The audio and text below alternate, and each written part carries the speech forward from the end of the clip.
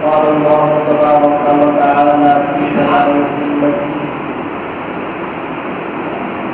كنتم خير أمة أخرجت للناس تأمرون بالمعروف وتنهون عن المنكر وتؤمنون بالله. قال النبي صلى الله عليه وسلم خير الناس من ينفع الناس أو كما قال عليه الصلاة والسلام. صدق الله العلي العظيم وصدق رسوله النبي الكريم ونحن على ذلك من الشاهدين والشاكرين والحمد لله رب العالمين. محترم حاضرین، اپنی ساتھیوں کو حضرت مولانا مفتی ظفر صاحب دعوت برکاتہ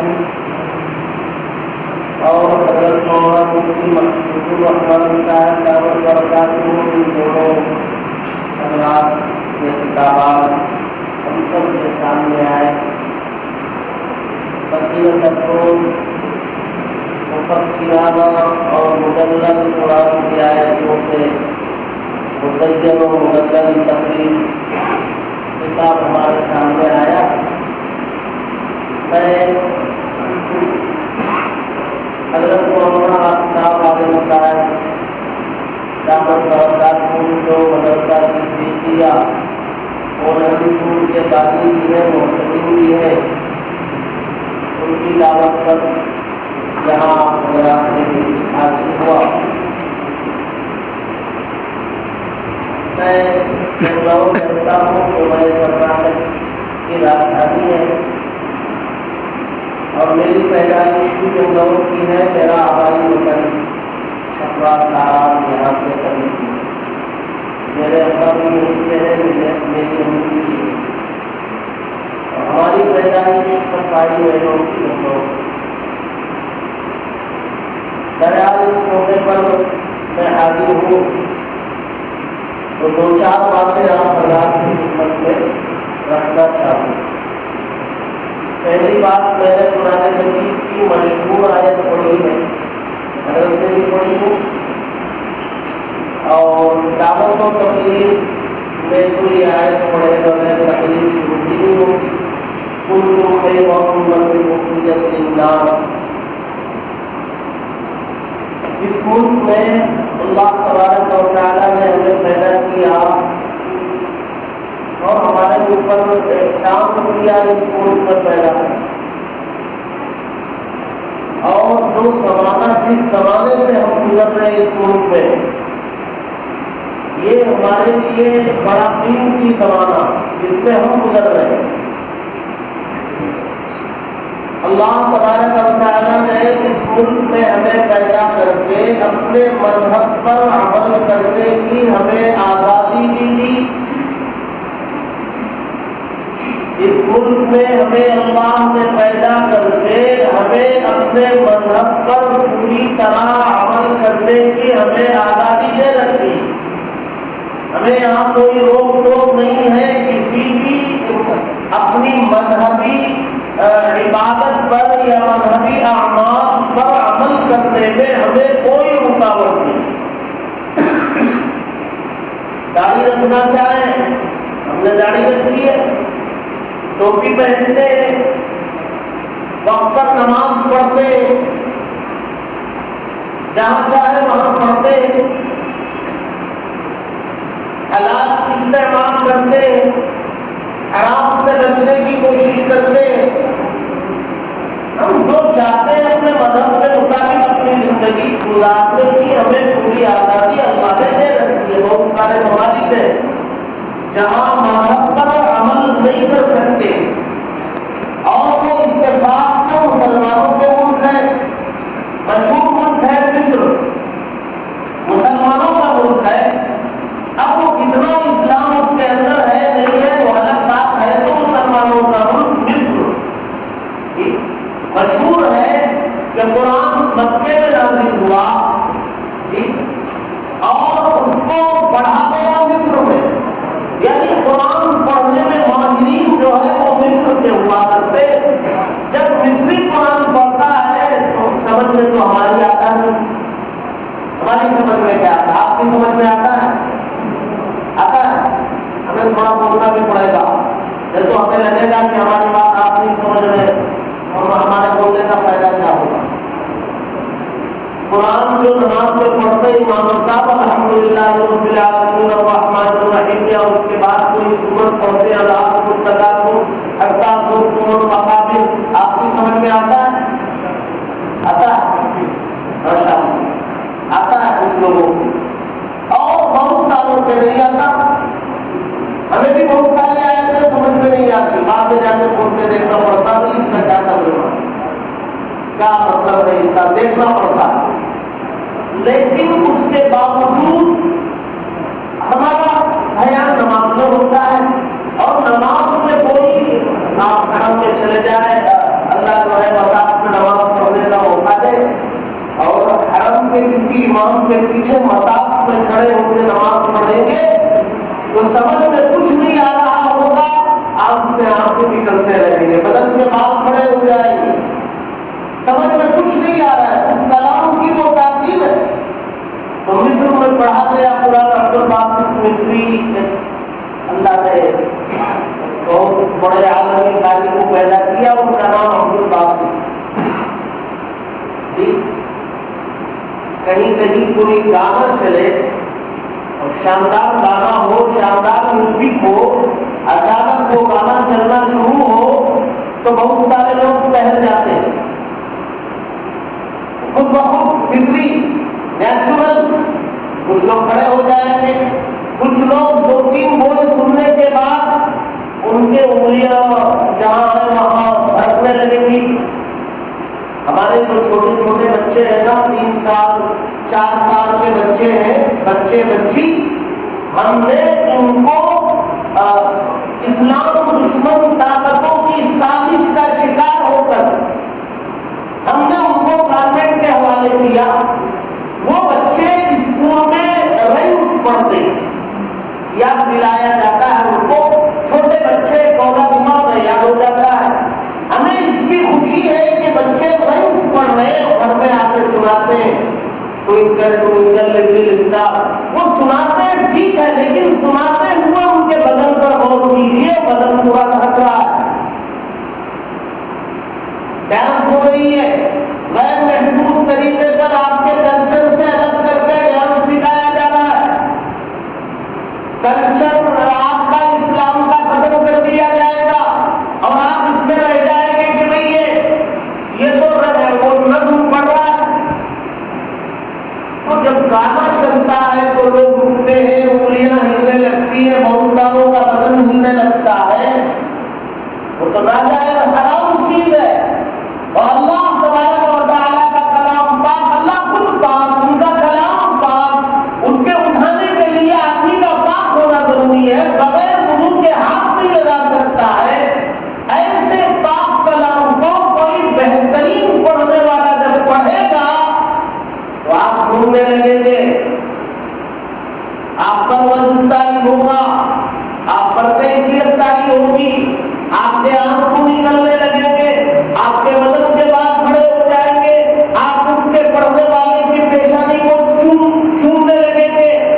اللہ کا کلام، تو اللہ تبارک و تعالیٰ کا کلام نماز میں پڑھا جاتا ہے، سمجھ میں ہماری نہیں آتا، لیکن اگر قاری پڑھے، بہترین شاندار پڑھنے والا پڑھے تو آدمی ڈھونڈتا.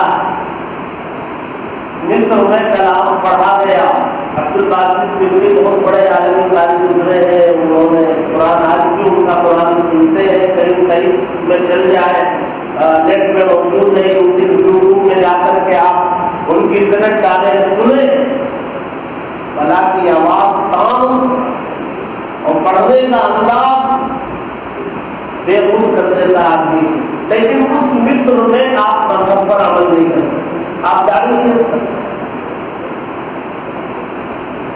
ہمارے چھوٹے بھائی مدینے میں ملازم ہے، بہت پہلے، اب نہیں ہے، 15-16 سال سے. مدینے کے کمپاؤنڈ سے لگی ہوئی ہوٹل میں تھے، اوبرائے ہوٹل میں. اس زمانے میں جب وہ وہاں تھے تو میرا جب بھی جانا ہوا میں اس ہوٹل میں جاتا آتا تھا. تو ایک مرتبہ انہوں نے ایک مصری سے ملاقات کرائی، ملازم تھے وہ، اور وہ ملاقات ہوئی اور مل کر کے اس سے لپٹ کے رونے لگے.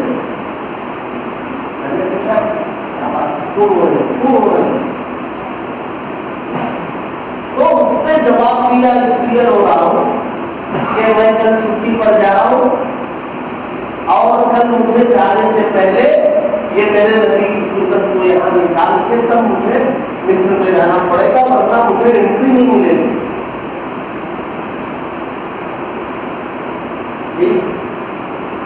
بہرحال میں بات بہت لمبی نہیں پوچھوں گا.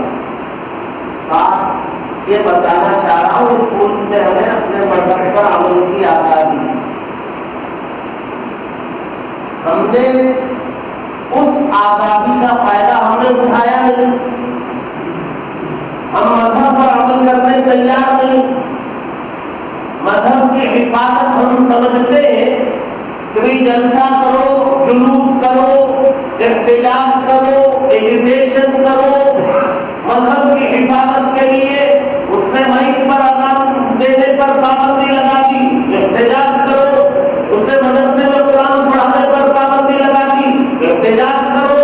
اس نے خطبے پر پابندی لگا دی، احتجاج کرو. اس نے 3 طلاق کو طلاق نہ ہونا مان لیا، قانون بنا دیا، احتجاج کرو. اس نے متمنا نیک بیٹے کو وراثت میں حصہ دے دیا، احتجاج کرو. بہن کو پورا حصہ بھائی سے برابر کر دیا، احتجاج کرو. نہیں ہوگا احتجاج سے کچھ. مذہب کی حفاظت احتجاج سے نہیں ہوگی، جلسے جلوس سے نہیں ہوگی، نعرہ تکبیر اللہ اکبر سے نہیں ہوگی. مذہب کی حفاظت عمل سے ہوگی. آپ اپنے مذہب پر عمل کریں گے تو مذہب کی حفاظت ہوگی. ہماری ساری خواتین برقع پہنیں گی تو برقعے کی حفاظت ہوگی. ہمارے سارے مرد حضرات داڑھی رکھیں گے، اس کی حفاظت ہوگی. سب ٹوپی پہنیں گے، اس کی حفاظت ہوگی. 1980 سے جمعیت علماء کیس چل رہی ہے. فوج میں، پولیس میں جو لوگ داڑھی رکھنا چاہتے ہیں ان کو اجازت دی جائے. اجازت نہیں مل رہی تھی. ابھی مدراس ہائی کورٹ نے اجازت دی ہے ایک کیس میں کہ بھئی کوئی مسلمان اگر اپنے مذہب پر عمل کرنا چاہتا ہے پولیس میں رہ کر کے تو اس کو کوئی روک نہیں سکتا. یہ ابھی 8-10 دن پہلا مدراس ہائی کورٹ میں ایک فیصلہ آیا ہے، اس سے پہلے نہیں آیا. سپریم کورٹ میں یہ کیس جو ہے ریجیکٹ ہو گیا. کیوں ریجیکٹ ہو گیا؟ ہماری طرف سے کیس لڑنے والے تھے سلمان خورشید. سلمان خورشید بڑے لائق ہیں اور کانگریس پارٹی سے بڑے لیڈر ہیں، لائق بھی بڑے ہیں. وہ کیس لڑ رہے تھے داڑھی کا. جج نے دوران بحث ان سے پوچھ لیا کہ یہ جو داڑھی ہے جس کے بارے میں آپ کیس لڑ رہے ہیں یہ آپ کے مذہب میں ہر مرد کے لیے لازم ہے یا نہیں ہے؟ Essential part of the religion. کیا مذہب کا لازمی جز ہے، پارٹ ہے یا نہیں ہے؟ انہوں نے کہا کہ لازمی جز ہے. تو جج نے کہا آپ کی تو نہیں ہے. ان کی نہیں تھی، وہ صاحب تھے، کیس لڑ رہے تھے. تو جج نے پوچھ لیا لازمی ہے تو آپ کی نہیں ہے. تو اب وہ سر پڑا گئے. انہوں نے کہا کہ نہیں، اس میں جو رکھنا چاہے رکھ لے، جو نہ رکھنا چاہے نہ.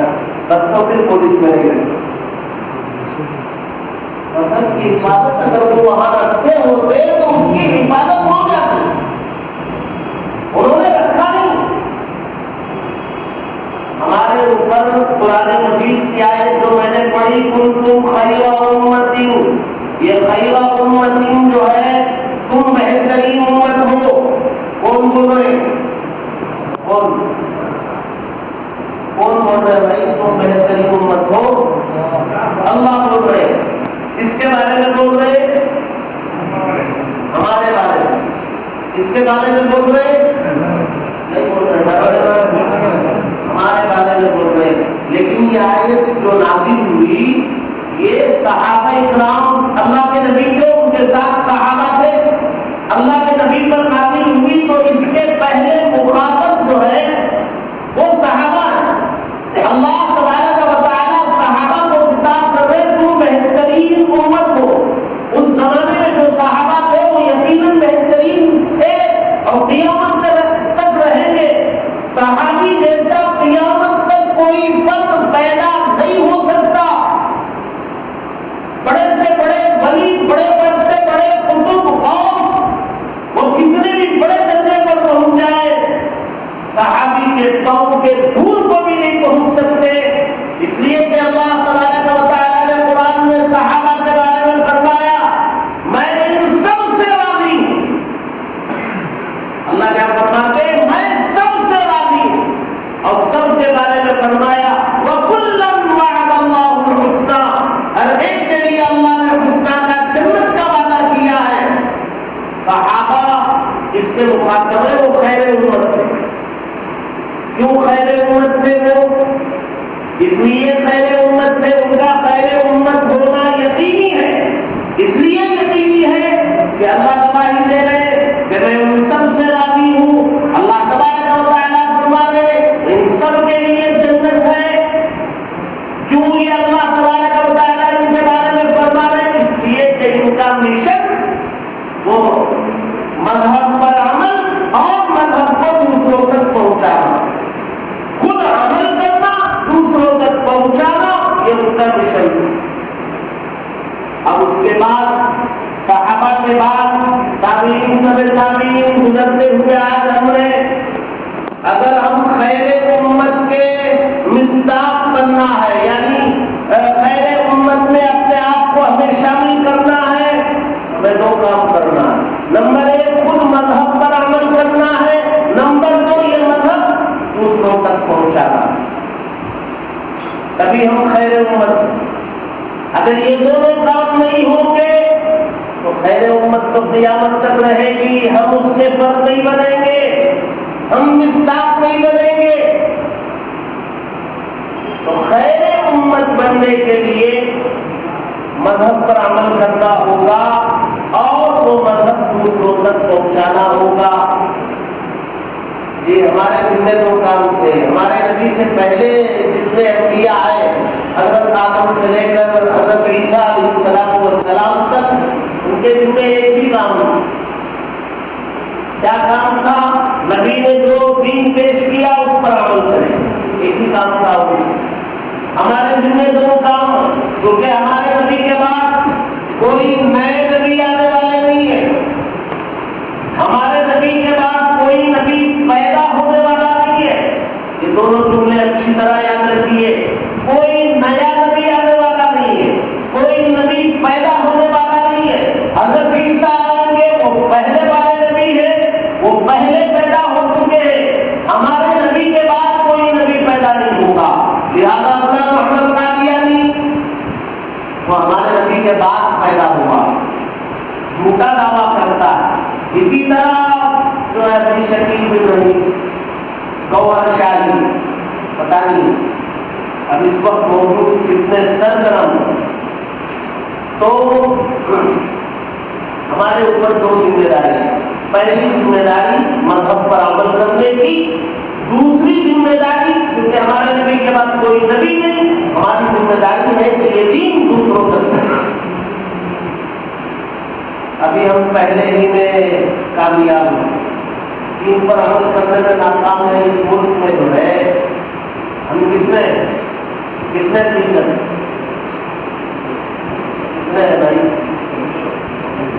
20 مان لیجیے تو 80% غیر ہے. غیر مطلب ایمان میں نہیں ہے، چاہے وہ کسی بھی مذہب کے والے ہوں. یہ غیروں تک مذہب پہنچانے کی ذمہ داری ہماری. ہم خود عمل کرنے میں ناکام ہیں تو ان تک پہنچائیں گے. حالات بہت ہے، فتنے دو طرح کے. ایک فتنہ ہمارا داخلی ہے، مسلمانوں کا انٹرنل ایک مسئلہ ہے. کہ مذہب جو ہے رائج نہیں ہے، مکاتب مضبوط نہیں ہے، مسلم بچے اور بچیاں مرتد ہو رہے ہیں، اسلام سے پھر رہے جی مختلف قسم کے رسوم رواج، جوڑا دہیج تلک، پہلے ہم نہیں سنتے تھے یہاں ہمارے بہار میں جوڑا دہیج وغیرہ پہلے نہیں تھا، اب تو سنتے ہیں دیکھتے بھی ہیں، ہر معمولی آدمی جو ہے اس کو گاڑی چاہیے، جہیز چاہیے۔ تو ایک تو ہمارا داخلی مسئلہ ہے، بہت سارے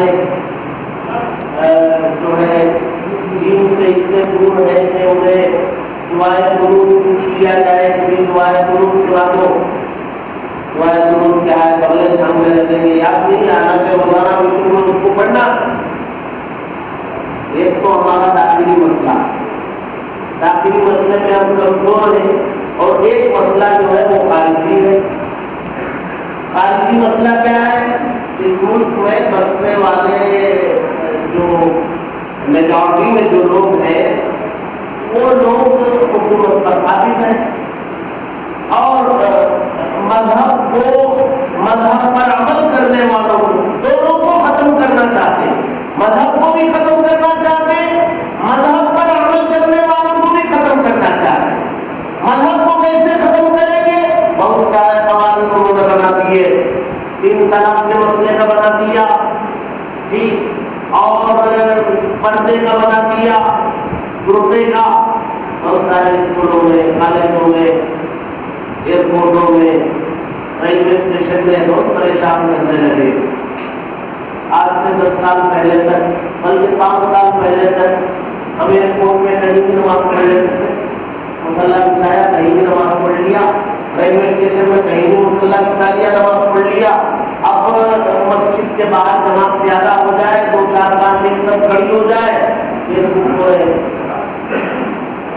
مدارس بند کرنے کی پوری نوٹسیں جاری ہو چکی ہے، اور اس کلیے والوں کو جو ہے مختلف قسم سے ٹارچر کیا جا رہا ہے اور مینٹلی ہراس کیا جا رہا ہے، مختلف قسم کے سوالات کے ذریعے بلا کر، کبھی پہنچ کر،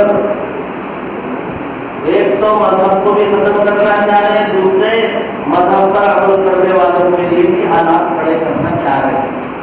ایسے موقع پر ہماری ذمہ داری کیا ہے؟ وہ دونوں ذمہ داریوں کو پورا کرنا ہے۔ کیسے کریں گے؟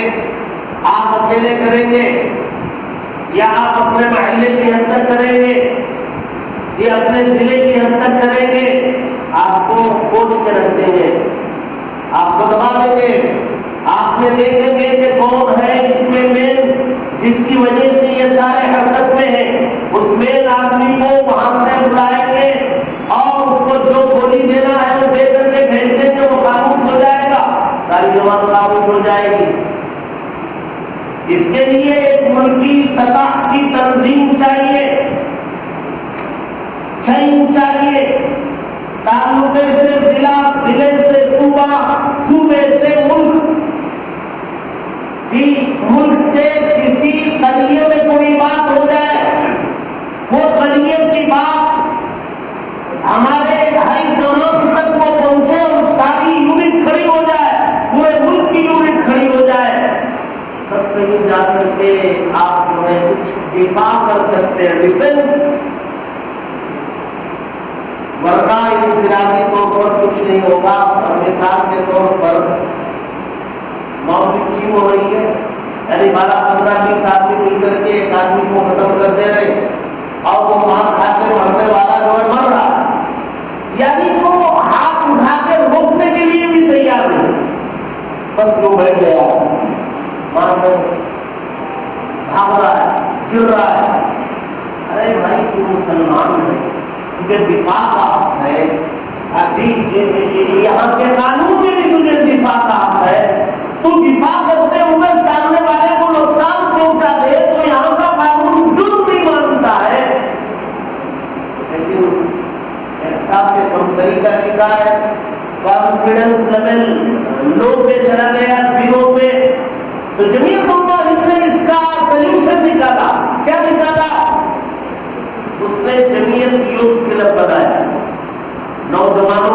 क्लब बनाया। अब सिर्फ इतना करते तो हुकूमत इस पर रोक लगा दी। जमीयतुल्लाह ने क्या किया, इसको इल्हाक किया Bharat scout and guides. Bharat scout and guide क्या है? ये हुकूमत की तरफ से जिन चीजों की मशक कराई जाती है, प्रैक्टिस दी जाती है, और नौजवानों के अंदर हौसला पैदा किया जाता है। आग लगे तो कैसे बचे, दूसरों को कैसे बचाए, सैलाब आ जाए तो खुद कैसे बचे, दूसरों को कैसे बचाए, या और कोई आफत जमीनी हो या आसमानी हो वो अगर आ जाए तो खुद कैसे बचे, औरों को कैसे बचाए, ये पूरी तैयारी कराई जाती है।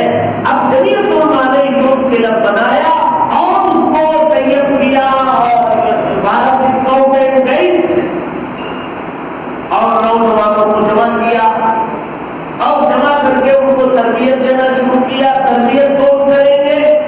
हुकूमत के लोग करेंगे। भारत स्काउट एंड गाइड के जो इंस्ट्रक्टर होंगे, हम खत लिख के दावत देंगे, वो भेजेंगे 15 दिन के लिए 2-4 आदमियों को, वो आकर ट्रेनिंग देंगे। इस तरह पूरे मुल्क में 30,000 नौजवानों की ट्रेनिंग हो चुकी है। ट्रेनिंग का मतलब भारत स्काउट एंड गाइड की ट्रेनिंग हो।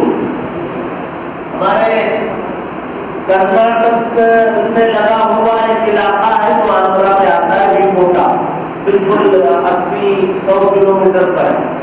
वहां जमीयतुल्लाह ने 20 एकड़ जमीन खरीदी और पूरा कंपाउंड उसका हो गया और कुछ जरूरी तैयारी चल रही है। 5 स्टेट का वो सेंटर है, कर्नाटक, आंध्रा, तेलंगाना, तमिलनाडु, केरला। ये 5 स्टेट के नौजवानों को लाएंगे और उनको कॉन्फिडेंस लेवल उनका हाई करेंगे। नमस्कार, या कोई मार रहा हो तो उसकी लाठी तो पकड़े, और लाठी अगर आप छीन के एक मरतबा नाराए तकबीर लगाएंगे 100-200 का मजमा भाग जाएगा, आपके सामने टिकेगा नहीं। लेकिन ये हिम्मत नहीं है, हौसला नहीं। जमीयतुल्लाह ने ये किया। अभी 3 कानून बनाए हमारे पीएम साहब, पीएम प्राइम मिनिस्टर साहब, वज़ीर आज़म साहब ने अभी 3 कानून बनाए ना।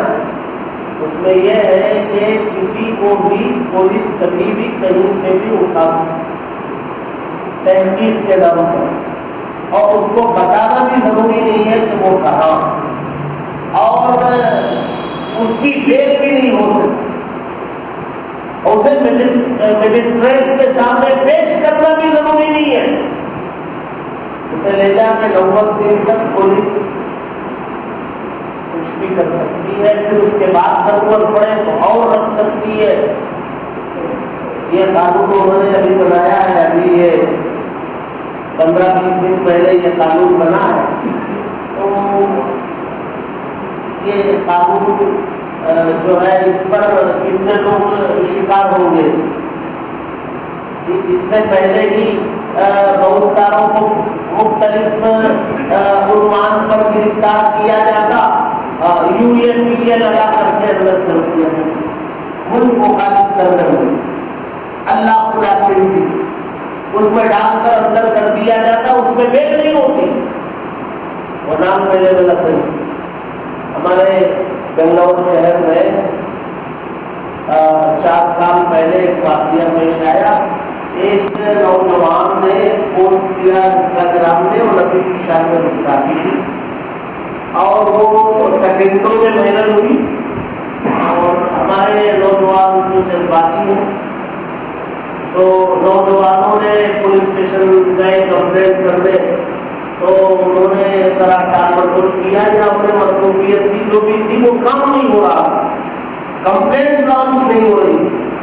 कुछ देर हो गई, कुछ लोग बड़े हुए पुलिस स्टेशन में थे, कुछ लोग जो है बाहर नुकसान गाड़ियों को पहुंचाने लगे, जो जज्बा आया तो पुलिस स्टेशन पर भी जो है कुछ लोगों ने धावा किया, नुकसान पहुंचाया।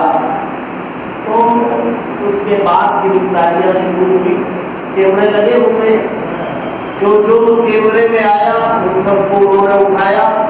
और टेक्नोलॉजी इतनी ज्यादा हो गई है اس وقت کون کون سا موبائل اس ایریے میں تھا، کون کون سا نمبر اس ایریے میں تھا، وہ ٹرسٹ ہو جاتا ہے. اس کی مدد سے بہت ساروں کو پکڑا، 450-500 لوگوں کو پکڑا. تو اس میں 38 لوگوں پر یہ لگایا تاکہ اور لوگوں پر نہیں لگا، تو اور لوگوں کو بیل ہو گئی. 7-8 سال کے بعد وہ آ گئے. 38 ہمارے نوجوان ابھی بھی اندر ہے، انہیں 4 سالوں سے بیل نہیں ہوئی. یہ لگا ہوا ہے اندر. کیس کون لڑ رہے ہیں؟ تمہارا پورے ملک میں 300 سے زائد کیسز تمہارا لڑ رہی ہے، جو بھی معصوم ہے اور جس کی وجہ سے انہیں دھر لیا گیا ہے تو ان کا کیس تمہارا لڑتی ہے. اور 3 مدارس کو کے اندر انگریزی تعلیم نہیں ہے، اس کو مسئلہ بنایا گیا. تو جمعیت علماء نے اس کا ایک سلیوشن نکالا اور مدارس کے اندر NIOS کے ذریعے مدارس میں پڑھنے والے طلبا کو 14 سال جن کی عمر ہوئی SSLC میں بٹھانے کا نظام کیا. پورے ملک سے تقریباً 2,500-3 ہزار طلبا 2 سال میں دینی مدارس میں پڑھنے والے SSLC پاس. یعنی یہاں کی حکومت جو ہے جتنے نقصان پہنچانے والے اقدامات کر رہی ہے، ان کا توڑ، ان کا دفاع، ان کا ڈیفینس جمعیت علماء نے قانونی دائرے میں رہ کر کے کرتی. ایک کام بہت ضروری ہے جو ہمارے کرنے کا ہے. ایک تو مذہب پر عمل کرنا ہے، الصلاۃ خیر من النوم ہمارے لیے ہے. دوسرا جو ہے ہماری آبادی 20% ہے، 80% جو ہے غیروں کی ہے. اس میں فرقہ پرست کتنے فیصد ہے؟ کتنے ہوں گے؟ 20% کی کوئی بتا رہے، چلو 20 مان لو، 20 نہیں ہے تو باقی کتنے بچے؟ 60%. یہ 60% جو ہے یہ سائلنٹ میجورٹی ہے، یہ سیکولر ذہن کے، یہ فرقہ پرست نہیں ہے. 60% آپ کے ملک کے مطابق. ہمارا کام کیا ہے؟ اچھا وہ 20% جو کٹر لوگ ہیں ان کے، یہ 60% میں سے 1% اپنی طرف کرنے کی محنت کر رہے. جان دو یہ 60 جا کر کے گھر کو 59 ہو جائیں گے، پھر 58 ہو جائیں گے، 57، 55، 50 ہو جائیں گے. وہ محنت کر رہے ہیں پورے ملک میں. ہمارا کام کیا تھا؟ ہمارا کام یہ تھا کہ یہ 60 کو ہم اپنے سے قریب کرتے. اگر قریب نہیں کرتے تو کم از کم یہ محنت کرتے کہ وہ جہاں ہے وہیں کھڑے رہے، یہ کم از کم کرتے. لیکن افسوس کی بات، ہم انہیں اپنے سے قریب کیا کرتے، وہ جہاں ہے وہیں رہنے پر بھی کوئی محنت نہیں ہوتی. اور جمعیت علماء یہ کام کرتی ہے، سدبھاونا منچ کے ذریعے غیروں کا تعلق قائم کرتی ہے، دوستی، محبت اور ایک دوسرے کے کام آنا، ہمدردی، انسانیت کی بنیاد پر سب کو ساتھ لے کر کے چلنے کی بات کرتی ہے. بہت سارے کام ہیں جمعیت علماء کے. جمعیت علماء کرتی ہے، ایک پلیٹ فارم ہے ہمارے پاس. یہ وہ تنظیم ہے جو 1919 میں قائم ہوئی، ملک کی آزادی سے پہلے. یہی وہ تنظیم ہے جو پارٹیشن کے خلاف کھڑی تھی. جناح صاحب جب یہ تھیوری لے کر کے آئے کہ ملک کو ڈیوائڈ کیا جائے، تقسیم کیا جائے، تو اس کے خلاف کھڑی ہونے والی تنظیم جمعیت علماء ہے کہ نہیں؟ ملک تقسیم نہیں ہوگا، ملک ایک رہے گا. اس وقت جو گالیاں سننی تھی، جو تنقیدیں سننی تھی وہ سنی، لیکن اپنے اسٹینڈ پر قائم تھے. اور آج بھی جو لوگ گئے ان کی حالت آپ جانتے ہیں. ابھی یہاں ذکر کرنا مناسب نہیں، ان کی جمعہ بھی محفوظ نہیں، جمعہ کی نمازی بھی محفوظ نہیں. الحمدللہ ہمارے یہاں سب اطمینان ہے، اللہ کا فضل ہے. تو ملک کی تقسیم کے خلاف کھڑی ہونے والی تنظیم جو ہے وہ ڈنکے کی چوٹ آدمی حکومت سے عام ڈال کر بات کرنے کی طاقت رکھتی ہے، مسلمانوں کے مسائل کے لیے کھڑے ہونے کی طاقت رکھتی ہے اور حکومت کے کیے ہوئے فیصلوں کو بدلنے پر مجبور کرنے کی طاقت رکھتی ہے، تو جمعیت علماء کو اپنے یہاں قائم کرنا، قائم ہے تو اسے مضبوط کرنا، سب کو اس کے ساتھ جڑنا، ملک کے پورے ملک کے مسلمانوں کے مسائل کے حل کے لیے اس کا تعاون کرنا، یہ ہم سب کی ذمہ داری ہے، یہ کریں گے۔ آنے والے حالات میں ہم کچھ مقابلہ کر سکتے، کھڑے ہو سکتے، انفرادی طور پر علاقائی اعتبار سے ہم وہ کام نہیں کر سکتے جو جمعیت علماء کرتی۔ میں بنگلور کرناٹک میں رہتا ہوں، تو وہاں جمعیت علماء کا کام کرتے کرتے کرتے اللہ نے ہمیں ایسی خیروں میں بھی ایسی عزت دی ہے کہ آج ہمیں حکومت سے آئیڈینٹی کارڈ ملا ہوا ہے ہمارے ذریعے، ہم کسی بھی پولیس اسٹیشن میں کبھی بھی جا سکتے ہیں، کسی بھی جیل میں کبھی بھی جا سکتے ہیں، جیل کے اندر اور وہ کارڈ دیکھے گا تو پولیس بھی سہم جائے گا، یہ کیوں؟ ہم کام کرتے ہیں انسانیت کی بنیاد پر، مذہب کی بنیاد پر، ہر ایک کو ساتھ لے کر کے چلنا، ہر ایک کے کام آنا، جیلوں میں کام کرنا، جیلوں کے قیدیوں کو چھڑانا، اپنے اگر 75 چھڑا رہے تو 25 ان کے بھی رکھتے ہیں، تو اس طریق پر جو ہے یہ کام جمعیت علماء کر سکتی ہے، یہ جذباتی تنظیم نہیں ہے، یہ سنجیدہ تنظیم ہے، یہ پالیسی جو بناتی ہے وہ شہروں کو دیکھ کر کے نہیں کہ جہاں 40% مسلمان ہیں یہ مقابلہ کر لیں گے، شہر کو دیکھ کے پالیسی نہیں بناتے، یہ ان قریوں کو دیکھ کر کے پالیسی بناتے ہیں جن قریوں میں 100 مکان غیروں میں ہیں، 5 مکان اپنے ہیں، ان کو دیکھ کے پالیسی بنائی جاتی ہے کہ ہماری پالیسی کا اثر ان 100 کے بیچ میں رہنے والے 5 مکانات پر کیا فرق پڑے گا، ان کی حفاظت کیسے ہوگی، یہ دیکھ کر کے پالیسی بنتی ہے، جذباتی پالیسی نہیں بنتی ہے۔ تو صدر صاحب بھی ضلع چھپرا کے موجود ہیں، دیوان کے لیے صاحب بھی ہے اور مولانا بادل صاحب بھی ہے، اور بہت سارے ساتھی ہوں گے فکر مند ہیں، یاد کیا گیا اور حاصل ہو گئے، تو کوشش کیجیے اس تنظیم سے جڑنے مضبوط کریں، ہمارا دلی تصویر زیادہ ہو گیا، یہ معذرت چاہتے ہیں ذمہ داروں سے، تو دعا کرتے ہیں اللہ تبارک و تعالیٰ ہم سب کو عمل کی توفیق عطا فرمائے۔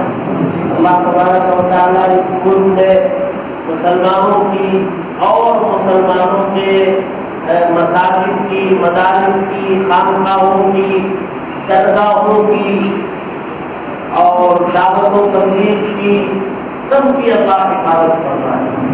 ہم کسی کی طرف انگلی اٹھے، کسی کی دشمنوں کی، چاہے وہ درگاہ ہو چاہے مزار ہو، ہم اسے بھی برداشت نہیں۔